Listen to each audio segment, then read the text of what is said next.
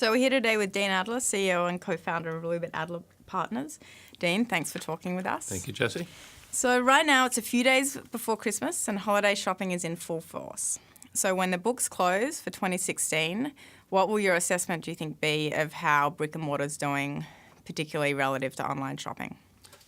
So number one, I think we're going to continue to see the online shopping experience grow and expand.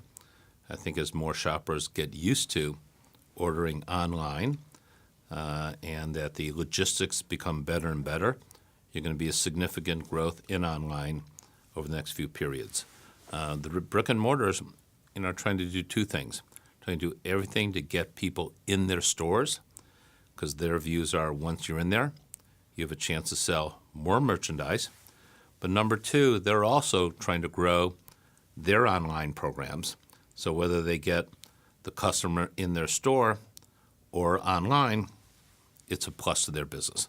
And I think what you're also seeing is fewer and fewer people are going into the stores, but they may be shopping online. So I think the trend you're seeing, which is really going to go into the strategy, is who could control the customer. So it used to be location, location, location was the theme of retail. So you had to be present at the best locations. Now you see that being de-emphasized into customer, customer, customer. And how do you own that customer through, whether it be brick and mortar, whether it be mobile, whether it be e-commerce, whether it be social media. So I think the focus on distributing goods to the consumer is significantly changing, particularly over the next 5 to 10 years. Great. So in terms of owning the customer, what are the strategies that you've seen being played and which do you think are more or less successful? So I think, we talk about the strategies and owning the customer. It's how do you create a consistent presentation and strategy to a customer, no matter whether they're going in the store or going on the site or ordering from the phone or their messages through social media. So it's the consistency of the presentation, which number one is really important. I think number two, you're seeing a big growth in what I'll call personalization. Okay, get to know your customer. What are they buying? What are their buying habits? And once you can get more personalized information and ways to contact the consumer, then you're going to find the marketing, the direct marketing, to be that much more effective. So think about if you're in the home goods business and there's 10 events in people's lives where they need to go to the home goods stores. So they know if they're leaving high school and going to college, you're going to load up on furnishing your first unit. You graduate college and you're going to your first apartment. You get married and you have all the events that are going on with that. You may have children. You may go to buy your first home. And if the retailers can tie in to the stage of life people are in, and they know they could, if they have the proper data and analytics, they know they could directly market to you and personalize to you at a certain point of their lives. That becomes using a way to use social media, e-commerce, and brick and mortars to be much more effective and much more direct. So I think the big growth you're going to see is the research and development in brick and mortars to know their customer, understand their customer, know what their customer is buying, understand the different timing, and then directing their marketing through various distribution vehicles to market and sell to them. Okay, so perhaps traditionally online retailers maybe have a head start in this type of marketing and data analytics, say, but one of the sort of distribution channels that we're seeing them get into is actually opening up a brick and mortar physical footprint.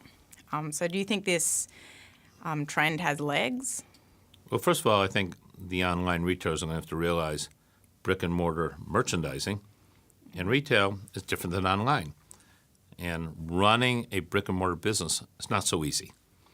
However, I think for brand presence and recognition, you see Warby Parker go in strategic locations and do stores.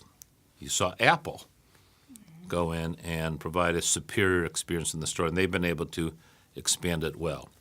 You're seeing Microsoft move into the brick and mortar business. The question, how effectively can they do it? Tesla, the cars, they're starting to do showrooms in major malls. But again, the square footage of these are not that great, so you're not going to see a meaningful impact of brick and mortars through the evolution of these online going to stores. I mean, the Warby Parker is 2,000 square feet. So it's not going to really change what I'll call the footprint. Now, recently we just saw in the news Amazon. Amazon in their 1,800 square foot store, I'm going to try to sell convenience, some grocery items, and have a checkout system where you just use your phone, and therefore you don't have to go on the checkout lines and pick up the product. I think a lot of those ideas are interesting. Will that idea have a major negative impact on the grocery stores? I doubt it.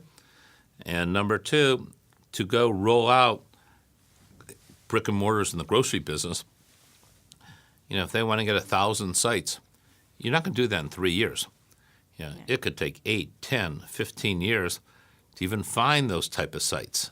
However, maybe one of the strategies for some of the onliners is maybe groups like Amazon should look to buy an obsolete chain. Look at Sears. We may not think Sears could survive as a retailer. I don't believe they're very relevant to the younger generation.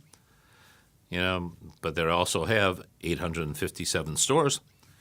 Maybe acquisition would be for an Amazon to get the Sears locations, switch the name. All of a sudden, that's a big lift to those locations. Use it both to sell merchandise and as the last mile for what I'll call the industrial distribution. In Europe, Amazon just did a joint venture with Morrison's, a brick and mortar grocer. And so maybe it's not, or maybe they won't grow organically, but maybe we'll see some of these online people make a bold move to say, let's go buy a retailer that's on its way down and instantly be able to get into the business. But you need a big net worth to do that. And Amazon may have it. They have about a $360 billion market cap. But most of the online, what I'll call retailers, don't have that type of bandwidth or financial net worth to do something like that. Do any of the sort of traditional brick and mortar retailers maybe have the bandwidth to acquire, say, a Warby Parker or Absolutely. an e-commerce to do sort of the reverse bold move? Well, you're saying that those brick and mortar retailers who do have net worth, who do have liquidity, are investing significant dollars to have an significant online presence to compete with Amazon. And in many respects, they have an edge. And you say, how could that be? If you think of, again, the grocery space. If Amazon has a warehouse and they're drop shipping TVs, where TVs are in a box, well, that could be a very significant competitor to a Best Buy because it's a simple execution. Now let's assume Amazon wants to compete with fresh food grocery. Now their warehouses not only need to have the ordering and the merchandising, you need refrigeration, you need heating, you need freshness. Every item is different. You don't have a standardized TV. And if they want to get into that space, it's expensive. So you're going to find that perhaps on the grocery side, those big chains that have presence are already in the last mile, who have their own refrigeration and heating and systems, could have a significant edge over the e-commerce people in doing that.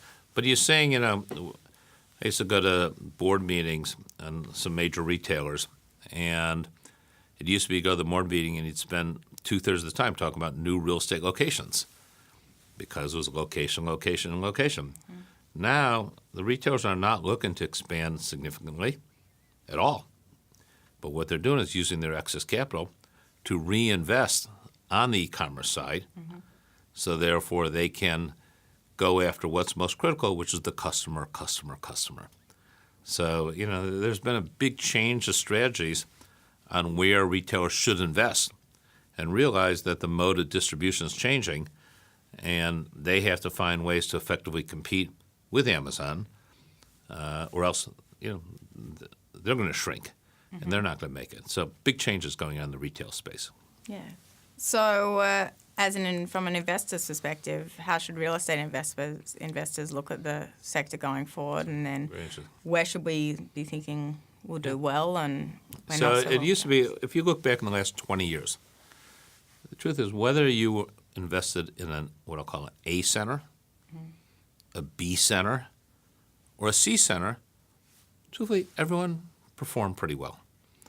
And if you look at the rate of returns, depending whether it's strip centers or grocery centers or malls, I think the performance across the board has been very steady. I think that game's over. And it used to be where I'd say, if you bought right and improved the asset, you could make money in the A, B, and C space. Now I think it's a business of winners and losers. And so let's just give some examples. Philadelphia was a leader in the enclosed mall, very much because we had some of the big mall developers coming out of Philadelphia. So we had 12 major malls throughout the Philadelphia region.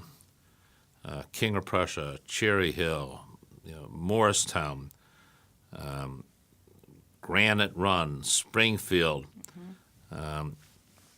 Exton, and Montgomeryville, Plymouth Meeting, and pretty much in their time, they all were relatively vibrant. Today, and this is a good example anywhere in the country, probably 2 malls are fortress malls, King of Prussia and Cherry Hill, and everything else, even though they may have bodies in them, are relatively obsolete, and they're not going anywhere. And they're the BC malls, and as some of the anchors move out, and if you go put in big box retailers in their place, the truth is big box retailers are used to the customers parking, going in, and leaving. They were not merchandised to be part of an internal mall. So those need other uses, and the only way you could really create other uses is you got to buy them so cheaply that ultimately could close down the expensive mall on the inside and create a traditional strip center. And so you could adaptively reuse them, but you have to go through a whole capital structure change before you could get to it. So, number 2, you look in the grocery business. There's been many grocery chains, and now I think you're getting to a business where you have certain grocers who are going to thrive, and a lot of them could die. And it's very expensive for an independent grocer today when they were getting their funds both from the consumer and the vendors for carrying their goods. The vendors are squeezing the smaller group. They're saying, hey, we're not going to pay this amount of money for shelf space, and they don't have a way to combat it. Whereas a big grocer can say, okay, Kellogg, okay, Campbell, you want us to pay us less. If you keep pushing us too much, we're developing our own private label goods, and you may force us to go heavier into the private label business. And so they could at least effectively put up a wall and hopefully maintain that pricing. So I think you're seeing a change there. If you're with a shopping center with the significant grocer, you win. If you're with the B and C ones, they're going to die over time. Number C, on the junior boxes, there's becoming one box for almost every category. Used to be 5 different sporting goods operators. Recently, Sports Authority went out, and now you're left with Dick's. Bed Bath & Beyond has been the winner among the housewares, and there were 8 different houseware chains that effectively were in business at one time. Now, effectively, you're down to 1, and maybe home goods, okay? And so each category, you're going to have winners, but the number 2 and the number 3, it's difficult for them to continue. How much do you think that has to do with sort of the winners having some market power in terms of the data analytics and that online presence? Well, but I don't think the full benefit of having the online and the analytics is being shown yet, because I think they're still building out how do they reach the customers with all this good information. So I don't think you've even seen the impact on that. I think what you're seeing is those are the retailers that have excess cash to invest in that.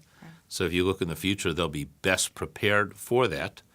So but they're also, the only retailers who've been doing anything. Yeah, but you're also seeing big changes in the apparel industry. You have some of the big Primark and those type of users come in who have their own manufacturing, have very inexpensive designs they could get quickly, and those are really impacting some of the more traditional retailers, the Gap, the J. Crew, who probably need to change their ways. So you don't see big growth in apparel retail today.